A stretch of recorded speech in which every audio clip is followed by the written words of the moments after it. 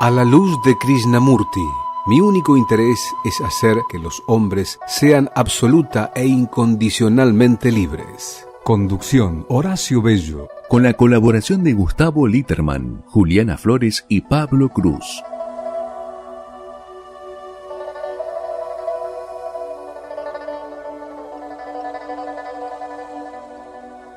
Buenas noches, amigos, amigas. Un nuevo programa de A la luz de Krishnamurti.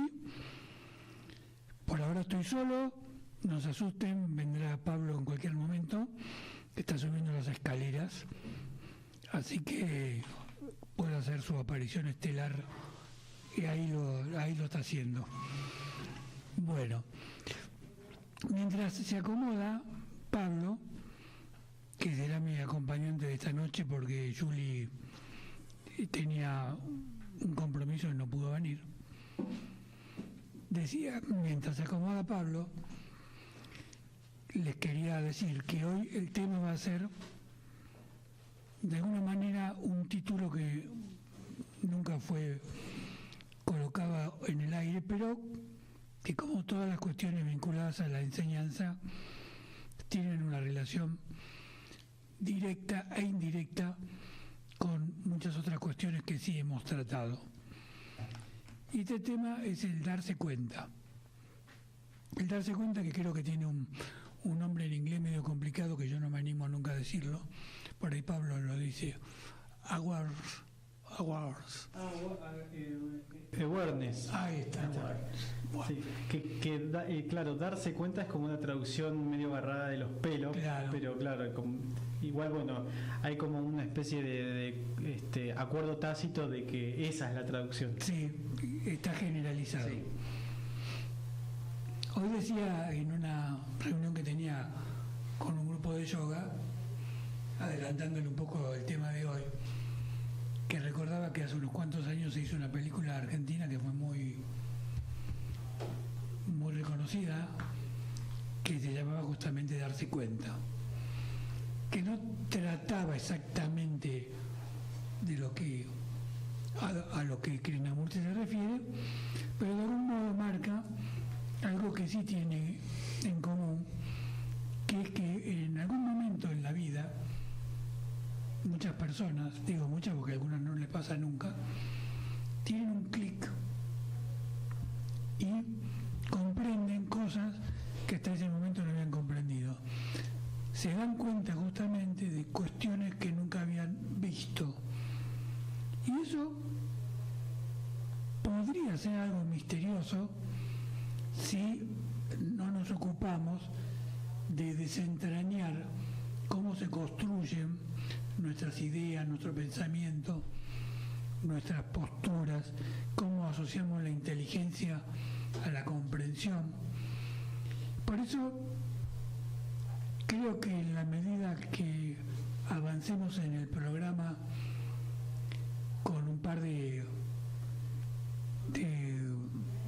audios que hemos grabado de Krishnamurti, que ha grabado nuestra amiga Claudia, vamos a develar el misterio de qué sería el darse cuenta,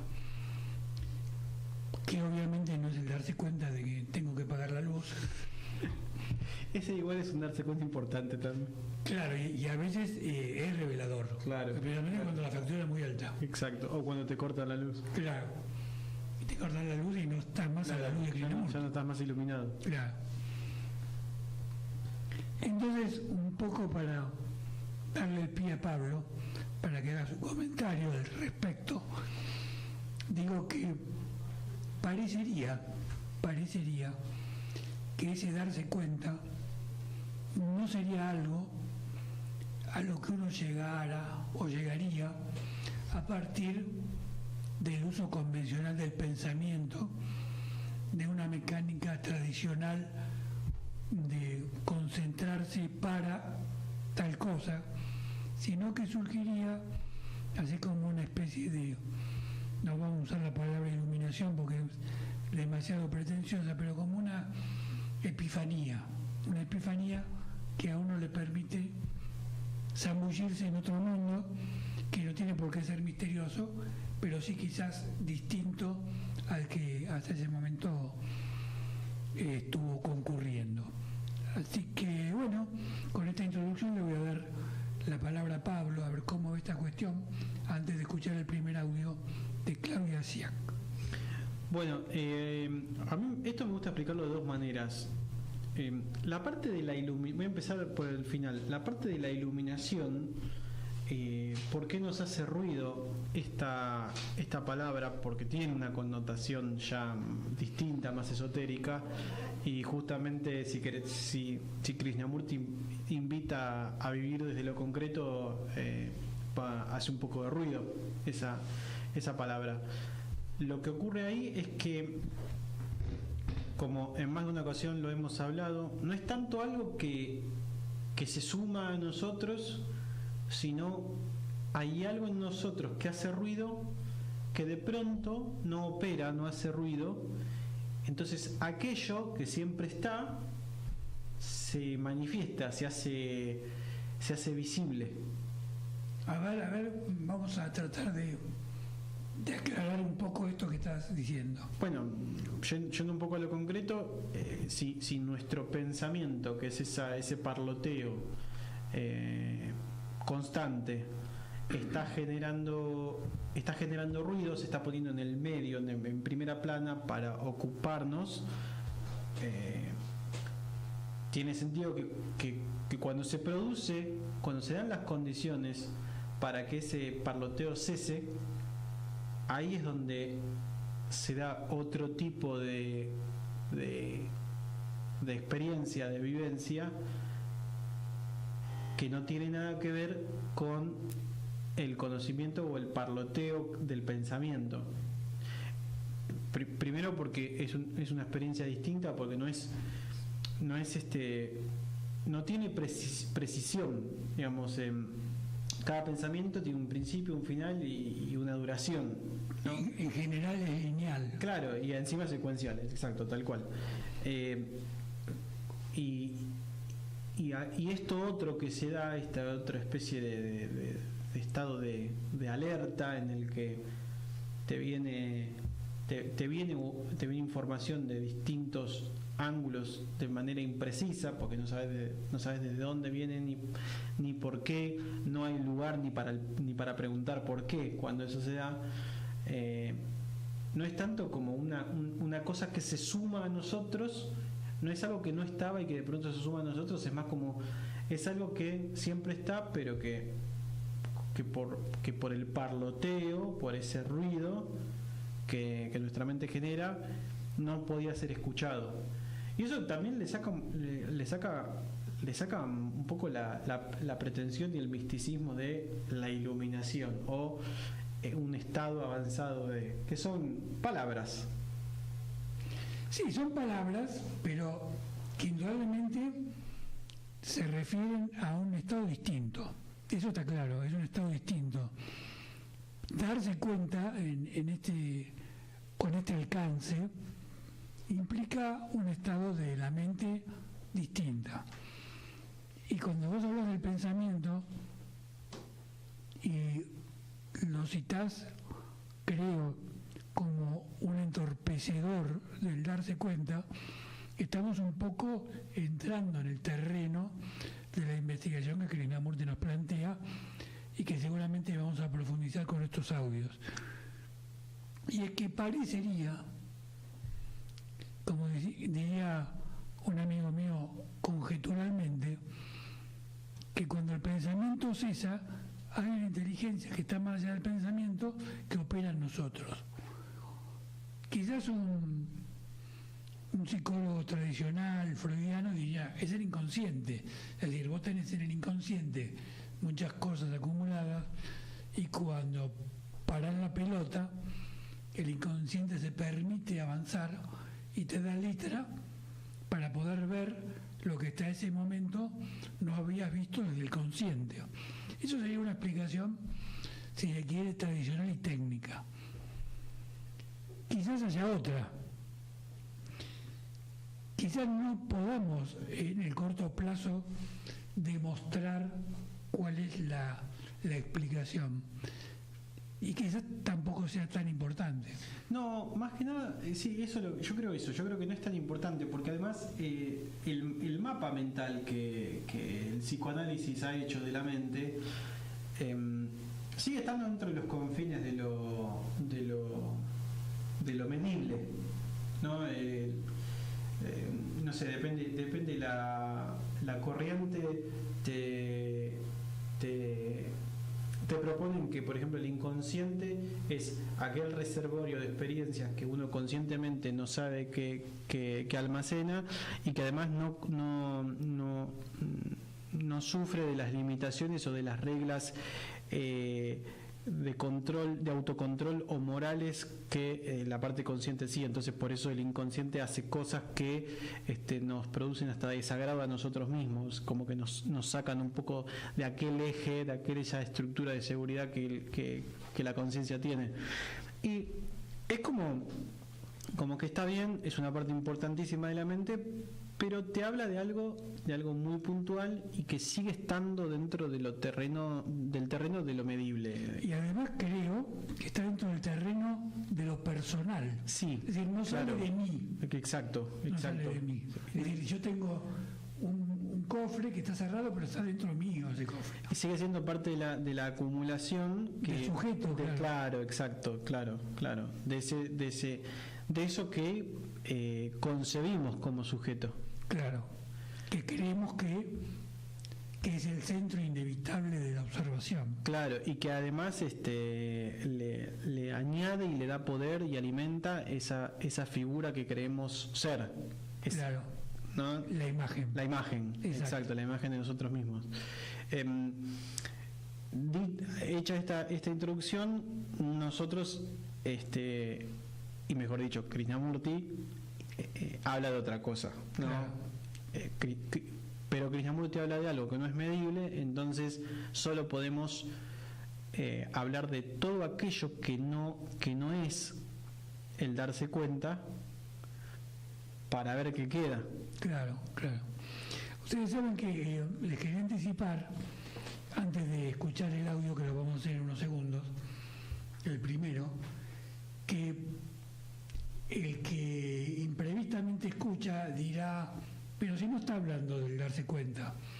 Pero resulta que en particular lo elegí porque hace un recorrido tan diverso de tantas cosas que justamente permiten el darse cuenta, que me pareció muy atinado, y además es tan diverso que da lugar a un trabajo de investigación bastante diverso y fructífero.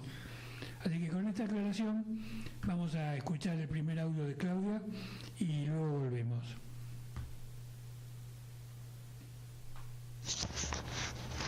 La madeja del pensamiento, publicado el 18 de agosto del año 2017. Aprendan a mirar, aprendan a observar esta cualidad que aparece sin toda la operación del pensamiento. No digan que no es posible. Si acuden a un profesor no conociendo su materia pero deseando aprender de él, van para escuchar. No dicen, conozco algo al respecto, o usted está equivocado, o usted está en lo cierto, o no me gusta su actitud. Escuchan, averiguan. Cuando ustedes comienzan a escuchar sensiblemente, con atención, empiezan a descubrir si el profesor es un farsante que usa un montón de palabras o es un profesor que realmente ha penetrado a fondo su asignatura. Ahora bien, ¿podemos escuchar y observar juntos sin la palabra, sin la memoria, sin todo el movimiento del pensar? Lo cual significa atención completa. Atención no desde un centro, sino atención en la que no hay un centro. Si tienen ustedes un centro desde el cual están atendiendo, esa es meramente una forma de concentración. Pero si están atendiendo y no hay un centro, ello significa que prestan atención completa. En esa atención no existe el tiempo. Por consiguiente, el miedo es pensamiento que se mueve en el espacio y el tiempo. Si uno ve eso, Si lo ve no como una idea, sino como un hecho, lo cual significa que uno ha concedido a ese temor atención completa en el instante mismo en que surge, entonces ello no se registra. Háganlo y lo descubrirán por sí mismo. Cuando prestamos atención completa a un insulto, no hay insulto. O si viene alguien y dice, ¡qué persona maravillosa es usted!, y prestamos atención, ello no produce efecto alguno. Cuando uno dice, estoy lastimado, es la imagen que uno tiene de sí mismo la que está lastimada. Viene alguien y pone su pesada bota sobre esa imagen y uno queda lastimado. Uno queda lastimado a través de la comparación. Yo soy esto, pero algún otro es mejor. Mientras uno tenga una imagen de sí mismo, va a ser lastimado. Ese es un hecho, y si no prestamos atención a ese hecho y retenemos una imagen propia de cualquier clase que sea, alguien clavará un alfiler en ella y seremos lastimados. Si uno tiene una imagen de sí mismo, dirigiendo la palabra a grandes auditorios, siendo famoso, con una reputación ganada que uno desea mantener, entonces alguien va a lastimar esa imagen, algún otro con un auditorio más grande. Si concedemos atención completa a la imagen que tenemos de nosotros mismos, atención, no concentración, sino atención, veremos que la imagen no tiene sentido y entonces desaparece.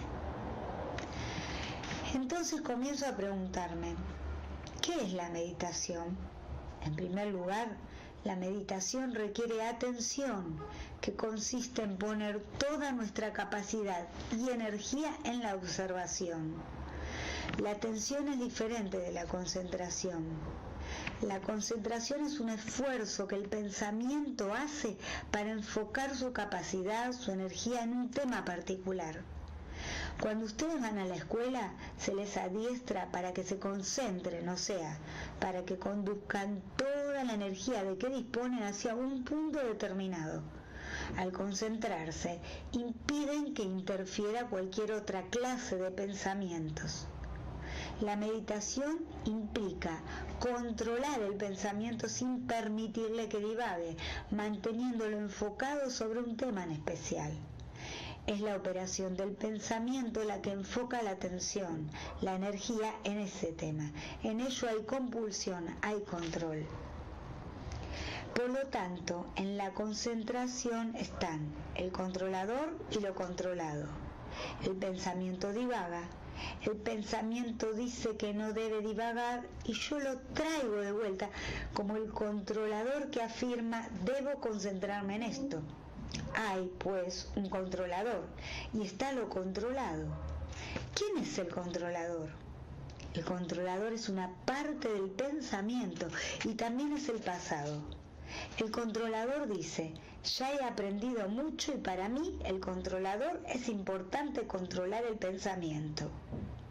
O sea, que el pensamiento se ha dividido a sí mismo como el controlador y lo controlado.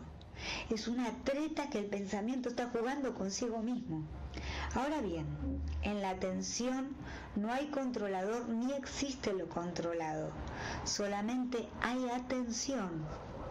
Por lo tanto, es indispensable examinar cuidadosamente la naturaleza de la concentración con su controlador y lo controlado. En toda nuestra vida está presente este controlador. Yo debo hacer esto, no debo hacer aquello, debo controlar mis deseos, controlar mi ira, controlar mis ímpetus. Bueno, muchas gracias. Como les decía, hace una recorrida variopinta de la mayoría de los temas que Krishnamurti toca, ¿no?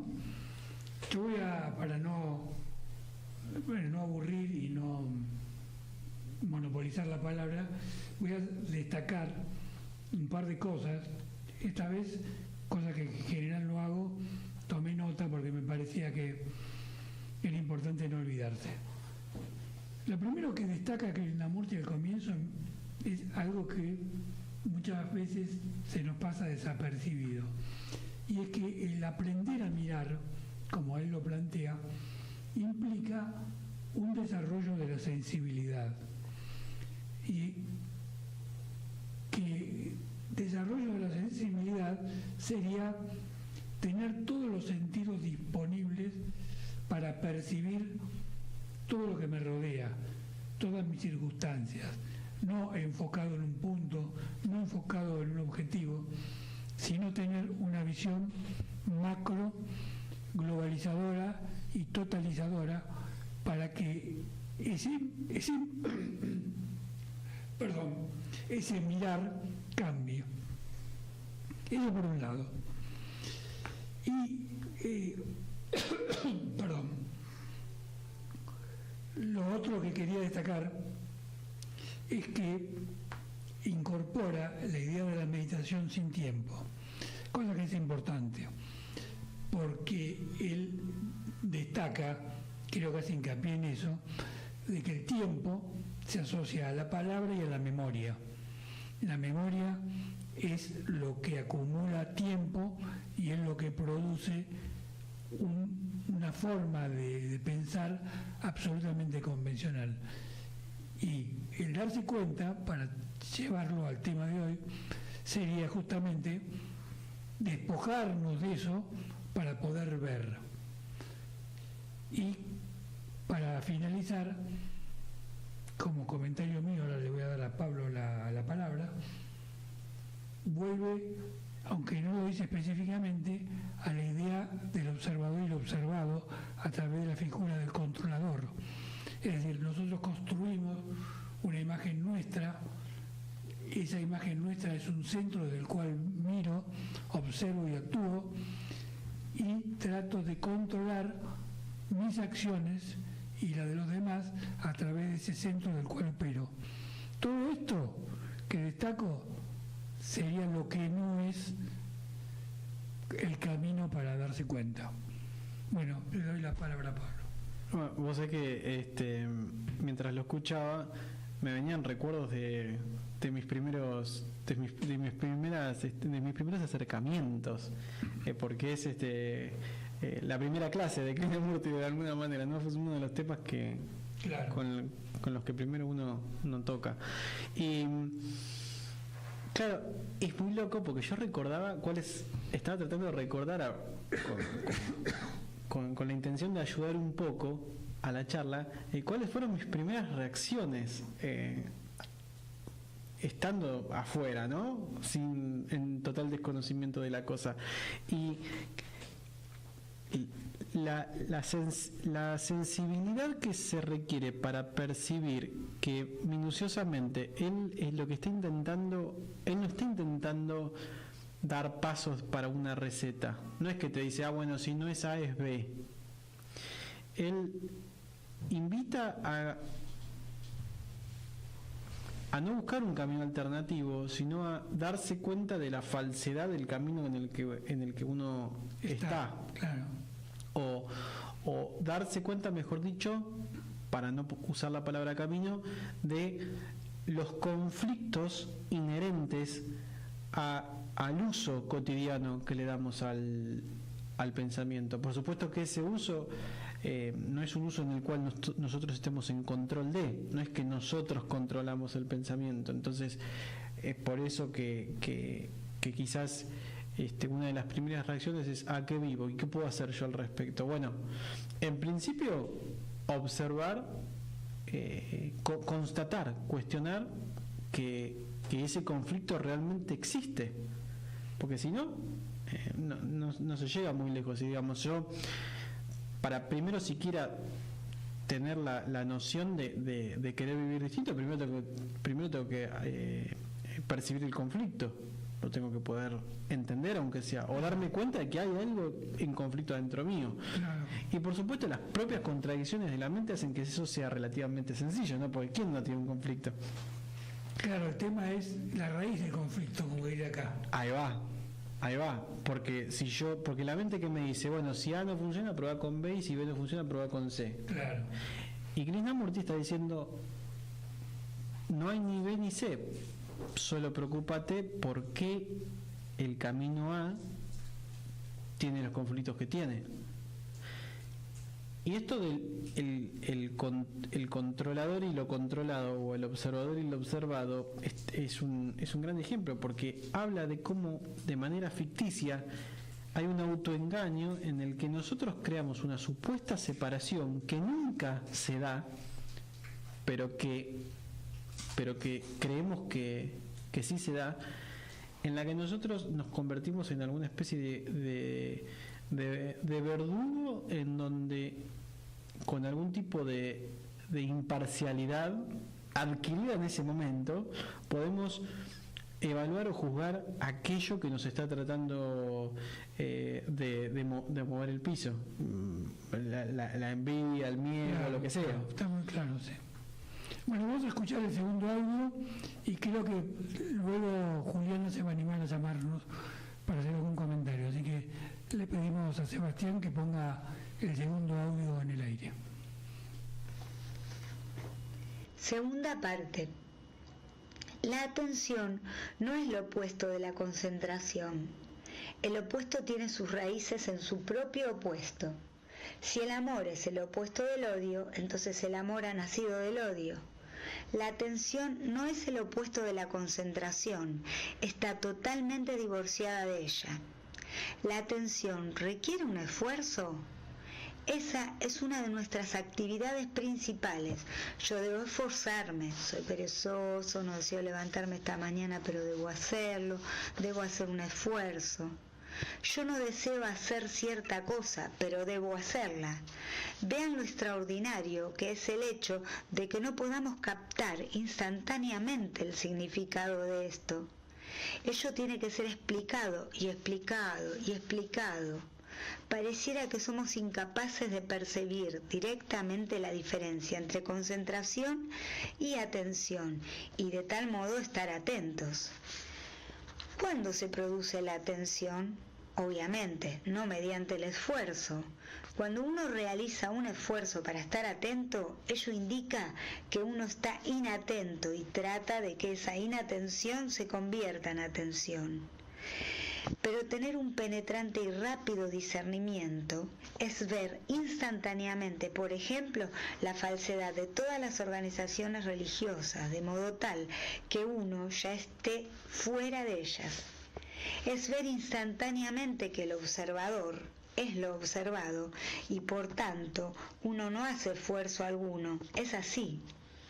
El esfuerzo existe cuando hay división. ¿No indica ello que el cerebro de uno se ha embotado porque a uno lo han estado ejercitando y ejercitando y así ha perdido su prístina viveza, su capacidad de ver directamente sin tantas explicaciones y palabras? Pero, infortunadamente, uno tiene que examinar esto, porque nuestra mente, nuestro cerebro no puede, por ejemplo, captar instantáneamente que la verdad no tiene senderos. Es incapaz de ver la inmensidad de esa declaración, de ver su belleza y descartar así todos los senderos, de modo que ese cerebro se vuelva extraordinariamente activo. Una de las dificultades es que nos hemos vuelto mecánicos. Si el cerebro de uno no es extraordinariamente vivaz y activo, paulatinamente irá deteriorándose.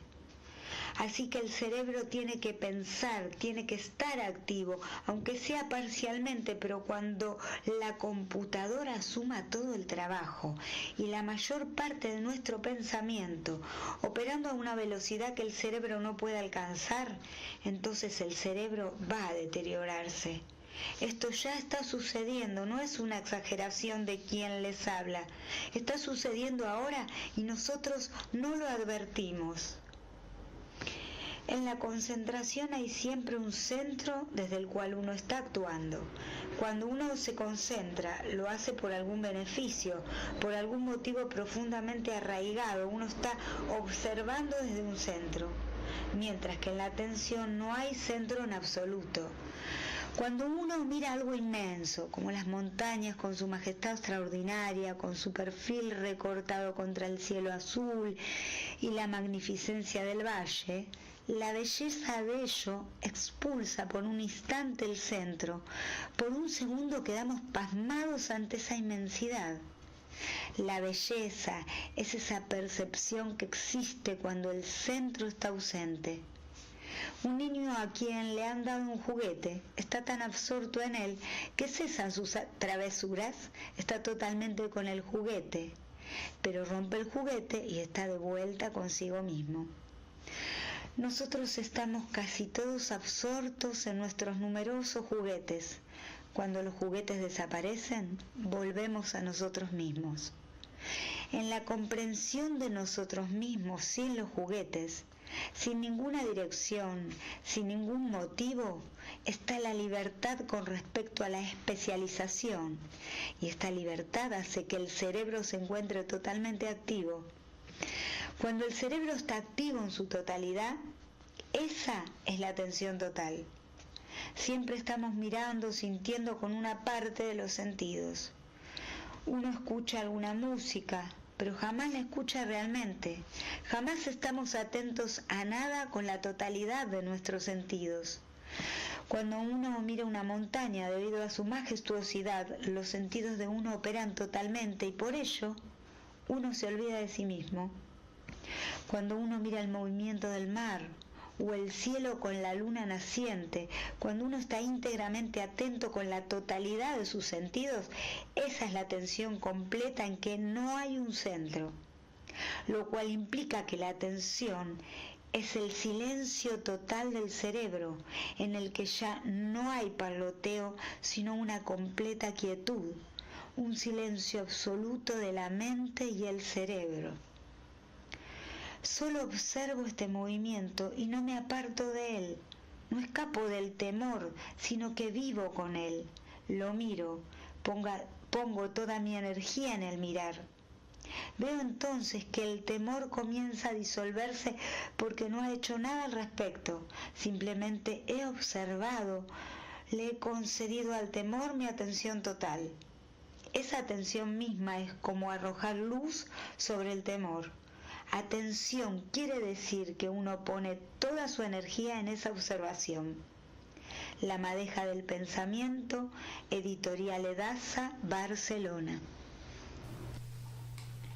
Bueno, hemos terminado de escuchar ambos audios y a mí me gustaría agregar algo que siempre me conmovió, no solo por lo cierto, sino por lo bello de lo que él afirma, y es esta asociación que hace sobre la forma de mirar el mundo a partir del contacto con la belleza, con la belleza de la naturaleza.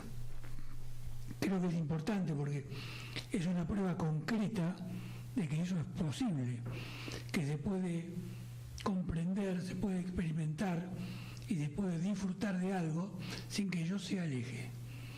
Y sin que involucre el placer. Exactamente. Porque está la belleza convencional que solamente se cataloga como belleza cuando es placentera. Claro, exactamente.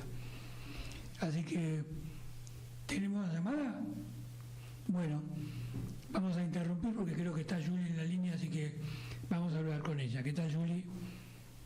Hola, buenas noches. No quiero interrumpir. ¿Qué tal, Julie? ¿Cómo estás? Interrumpí. Bueno, una gotita de aporte. Escuchándolos y sintiendo un poco todo el tema del día, me gustaría aportar que cuando uno se dirige a cualquier meditación guiada o propia, a un ejercicio de autoobservación, a cualquiera de aquellos impulsos que lo llevan a uno a viajar hacia adentro de uno, por lo general la sugerencia es respirar.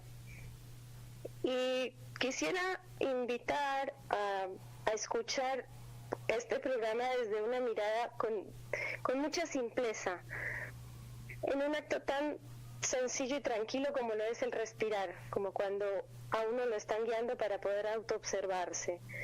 porque la misma frase darse cuenta me sugirió algo amoroso con uno mismo, que básicamente es un regalo, es un autorregalo, el respirar profundo, observarse, y me doy cuenta, me lo entrego a mí mismo, me tomo un momento para ir hacia adentro, me tomo un momento para darme aire, respiro y me quedo conmigo.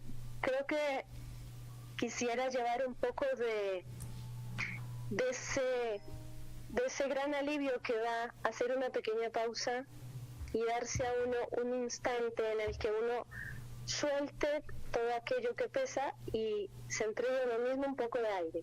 Y creo que ahí hay un gran secreto a voces, pero secreto maravilloso, y es que se puede entrar en otra frecuencia, que se puede entrar en otro estado, y allí puede ir a darse una sucesión de esos darse cuenta. Creo que un inicio que puede ser bastante efectivo es partir de aquello que podemos darnos a nosotros mismos, y es aire, es una respiración pausada, es una respiración, es una pausa. A veces me da una sensación un poco fuerte de que todos los desarrollos que nosotros hacemos desde lo conceptual pueden llegar a ser abrumadores, parece que son mucha información, la manera en que transmitimos a veces todo lo que tenemos para decir puede llegar a ser como, ¿cómo agarro todo esto que me están diciendo? Que el cerebro, que la dualidad, que la mente, y quise traer esto un poco, pausar y darse a uno mismo un aliento, un respiro. Así que me pareció una manera de aportar a todo esto que vienen desarrollando, y creo que darse cuenta implica pausa, implica amor propio, implica agradecimiento de poder estar recibiendo eso, ¿no? Ese aire, esa posibilidad. Es muy importante que destaques la búsqueda de la sencillez para comprender, ¿no? Porque un poco haciendo autocrítica, quizás a veces somos demasiado complicados para desarrollar los temas, y para aquellos en particular que recién se acercan a la enseñanza, se les hace árido, se les hace como están hablando de algo que no saben por dónde empezar, o que no saben cómo empezar sobre ese algo. Y cuando vos a eso me refería. Claro, cuando vos hablas de la respiración, y para muchos que hacemos ese tipo de prácticas, que sabemos que es una introducción muy, muy valiosa y muy práctica, también es muy positivo e importante que vos lo destaques en estos minutos. Así que creo que es muy valioso que hayas hecho este comentario. Krishnamurti, una de las primeras cosas que dijo fue que la verdad es una tierra sin caminos, ¿no? No sé si lo estoy parafraseando, lo estoy diciendo bien, sí. Pero esto también da la pauta de que uno tiene que arrancar desde solamente es posible arrancar desde donde uno está. No es que hay una receta a la cual primero uno tiene que aproximarse o tiene que adaptarse. Entonces, no es que tomas un micro hasta el principio de la iluminación, no. Tienes que recorrerlo. Claro, y desde cualquier lado, desde cualquier punto de partida, esto parece ser caminable. Entonces, quizás ese es el eslabón de simplicidad que nos está faltando, ¿no? Porque si no, es cierto que académicamente, con toda la bibliografía que hay, uno puede creer que cualquier persona que está un poco afuera del tema puede creer que no, esto es de una práctica de por vida. Claro, seguro. Hay algo muy lindo en el nombre del tema del día que me pareció muy valiosa, y es que cuando uno dice darse cuenta, dar, casi siempre pensamos en el dar como algo que sale de nosotros y va hacia otro, sí. quería hacer este hincapié porque esta respiración es algo que tenemos en abundancia, que es aire, y que es algo que nos damos a nosotros mismos. Y en ese pequeño acto es como abrir una puerta a un camino distinto.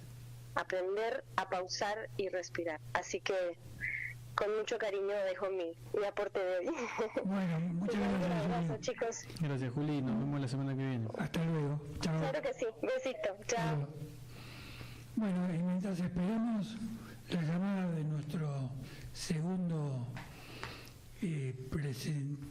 presentador telefónico, la segunda presencia telefónica sería la palabra, mientras esperamos, quiero agregar, no sé si Pablo quiere agregar algo más sobre este tema, algo que me despertó lo que estaba diciendo Julie, y es la sencillez.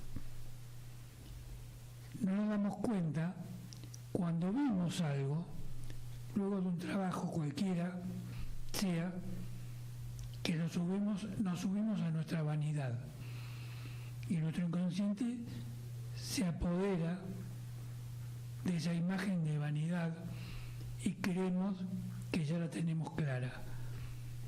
Y el trabajo es no solo arduo, sino permanente, y si no se hace de la humildad, vamos a retroceder de una manera marcada.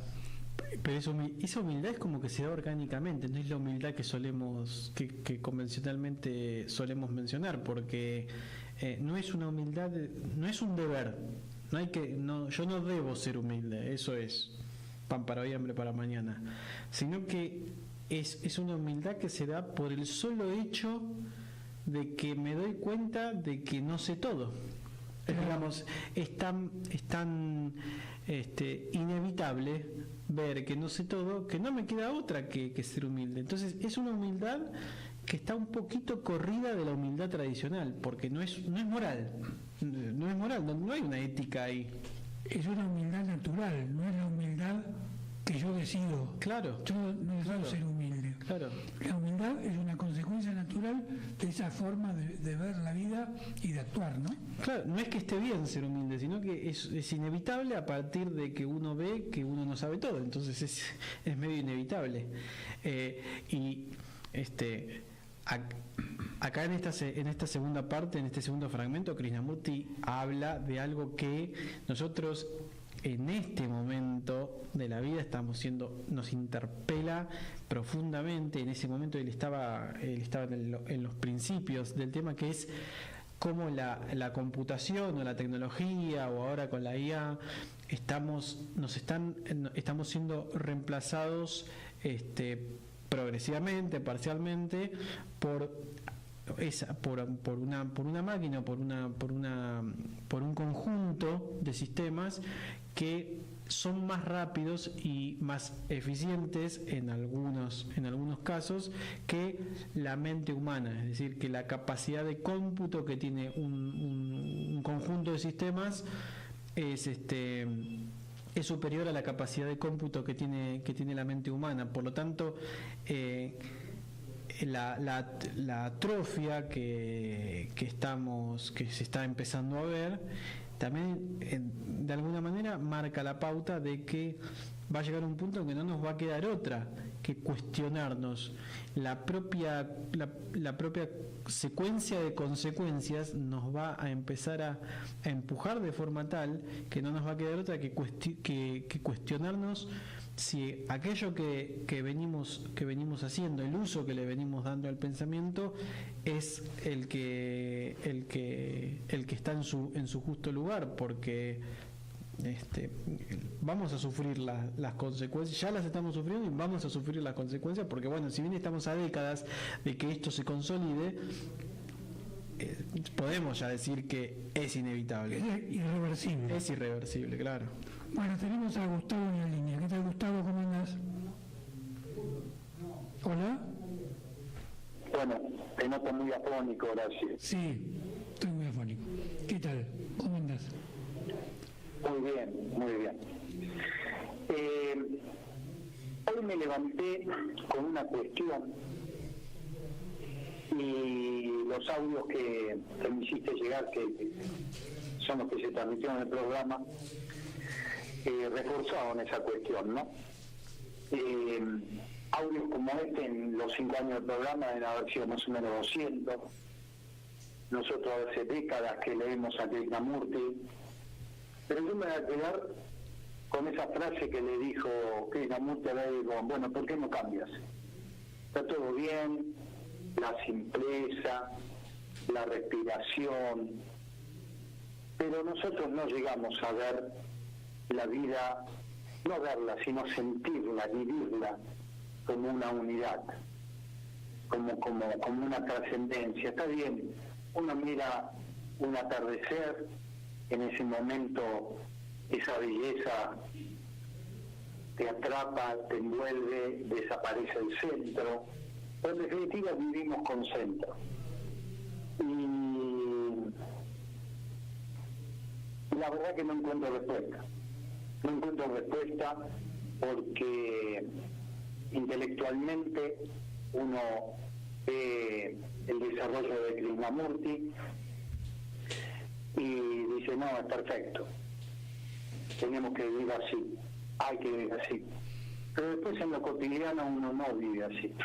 Y la verdad que no encuentro respuestas a eso. No sé ustedes cómo lo ven.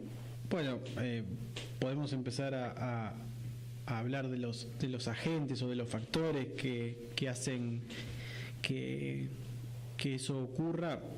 En primer lugar, está lleno de...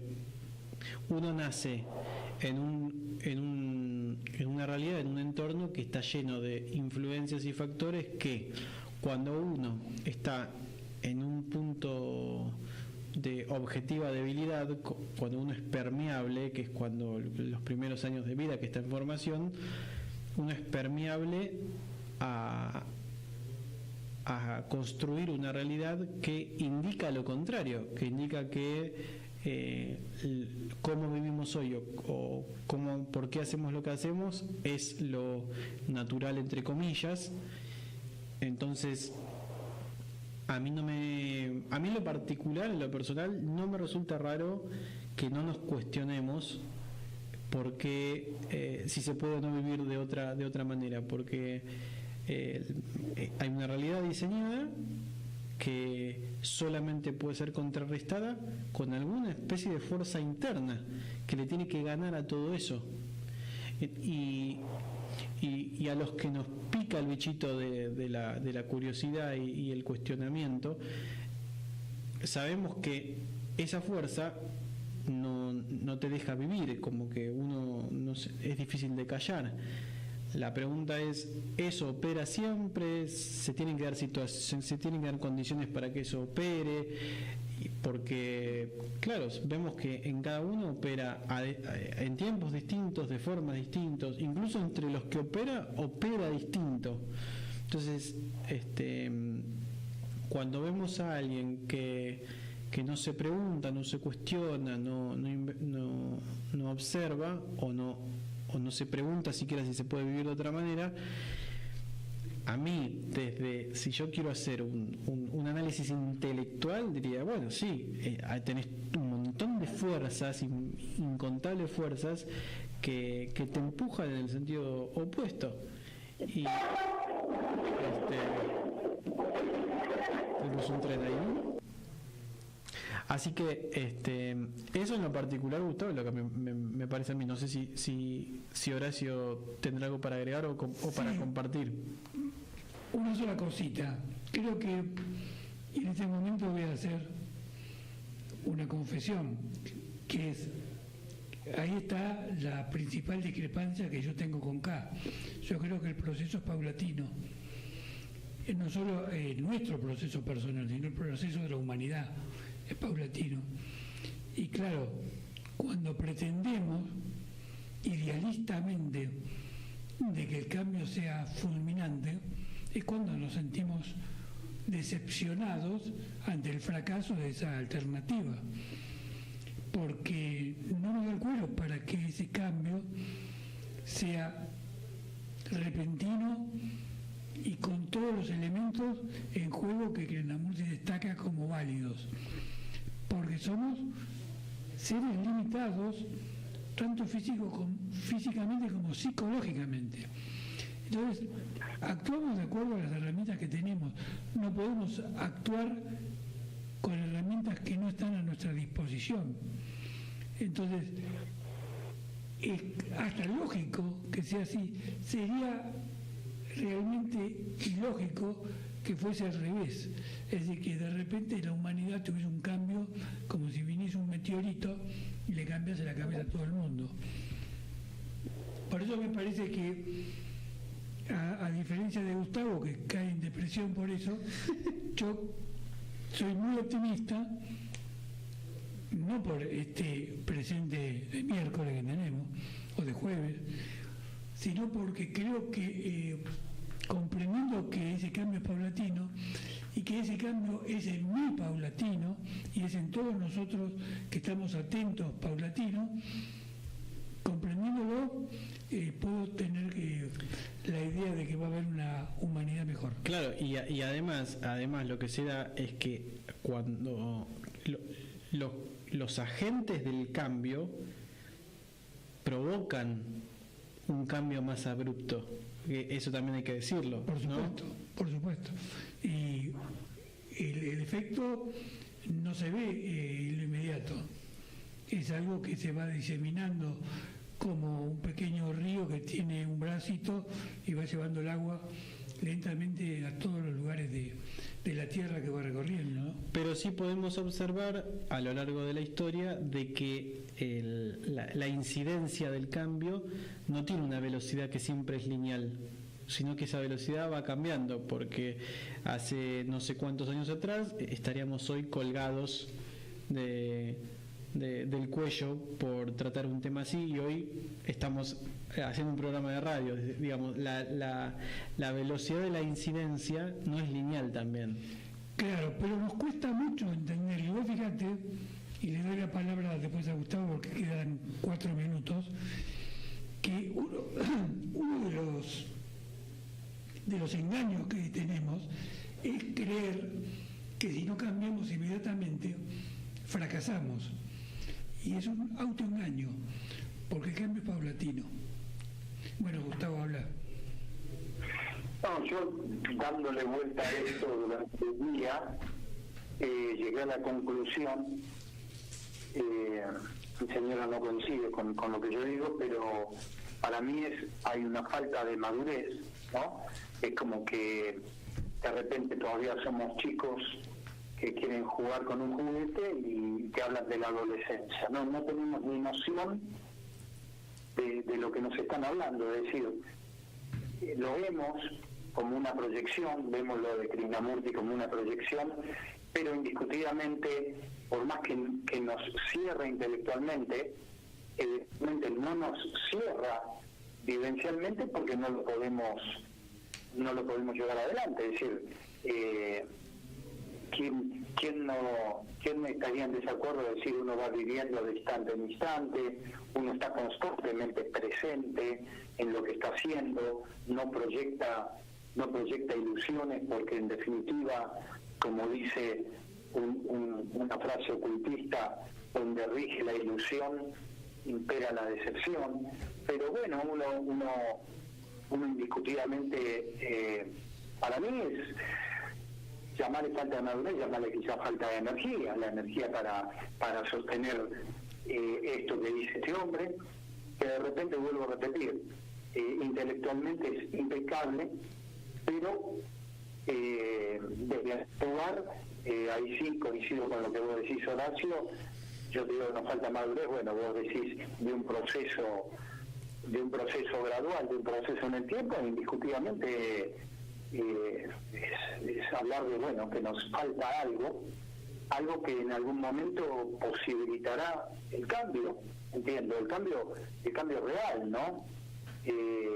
Imagínate que qué más mente inquisidora que la de David Bohm hablando con Krishnamurti después de estar reunido un par de años y de sacar unos libros que son extraordinarios. Krishnamurti me dice, y David, bueno, ya hablamos de todo, ¿por qué no cambias? Bueno, hay ahí un factor que evidentemente no estamos pudiendo o sostener energéticamente o realmente verlo, pero lo importante es cómo cada cual vive, ¿no? Las palabras son muy lindas. A mí me gustaría agregar esto. Mirá qué paradoja. Quizás vos no lo pudo hacer, pero lo vio de tal forma que ayudó a muchas personas como nosotros a intentar verlo. Y eso fue un poco el legado, aunque él en lo personal no lo pudo hacer. Y le pasó a Aldous Huxley y le pasó a muchas personas que aportaron cosas que uno superficialmente podría decir que eran intelectuales, pero que nos ayudó a muchos a abrir la puerta. Lo que pasa es que la evolución es muy azarosa y a veces tiene matices que se nos escapan, ¿no? Claro, el tema es darse cuenta que no es que estamos cruzando todos de la manito. Exacto, y que no es lineal. Claro. Bueno, un abrazo, Gustavo. Gracias por llamar. Hasta luego. Chao. Nos vemos la semana que viene. Hasta luego. A la luz de Krishnamurti, mi único interés es hacer que los hombres sean absoluta e incondicionalmente libres. Conducción, Horacio Bello. Con la colaboración de Gustavo Litterman, Juliana Flores y Pablo Cruz.